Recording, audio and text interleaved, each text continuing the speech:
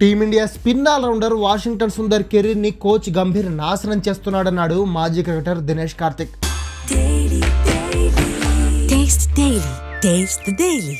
టెస్టుల్లో సుందర్ను 3వ స్థానంలో ఆడించడం అతడి కెరీర్ని ప్రమాదంలో పడేస్తుందని హెచ్చరించాడు. సౌత్ ఆఫ్రికాతో కోల్కతా వేదికగా జరిగిన తొలి టెస్టులో టీమిండియా 124 పరుగుల లక్ష్యాన్ని కూడా ఛేదించలేక 30 పరుగుల తేడాతో ఓటమి పాలైంది. స్పిన్కు అనుకూలంగా ఉన్న వికెట్పై భారత బ్యాటర్లు తేలిపోయారు.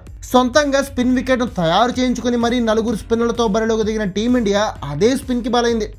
ఆశ్చర్యకరమైన విషయం ఏంటంటే 4వ స్పిన్నర్గా జట్టులోకి తీసుకున్న వాషింగ్టన్ సుందర్ని కేవలం బ్యాటర్గా మాత్రమే వాడుకుంది.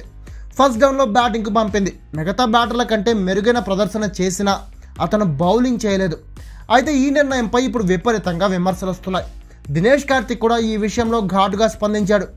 టెస్ట్ క్రికెట్లో వాషింగ్టన్ సుందర్ను ఎలా చూస్తున్నారు? బ్యాటింగ్ ఆల్రౌండర్ గానా లేదా బౌలింగ్ ఆల్రౌండర్ గానా? అతన్ని 3వ స్థానంలో బ్యాటింగ్కు ఎందుకు పంపించారు? బ్యాటింగ్పై ఎక్కువ ఫోకస్ పెట్టాలని పరోక్షంగా సూచిస్తున్నారా అతడికి?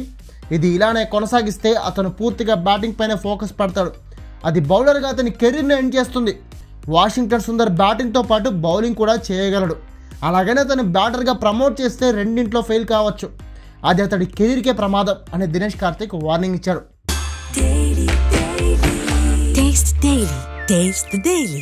ఇక టీమిండియా సౌత్ ఆఫ్రికా మధ్య 2వ టెస్ట్ మ్యాచ్ 22వ తేదీ నుంచి ప్రారంభం కాబోతుంది. మరి ఈ మ్యాచ్లో ఎలాంటి బ్యాటింగ్ లైనప్ను గంభీర్ సెట్ చేస్తాడో చూడాలి.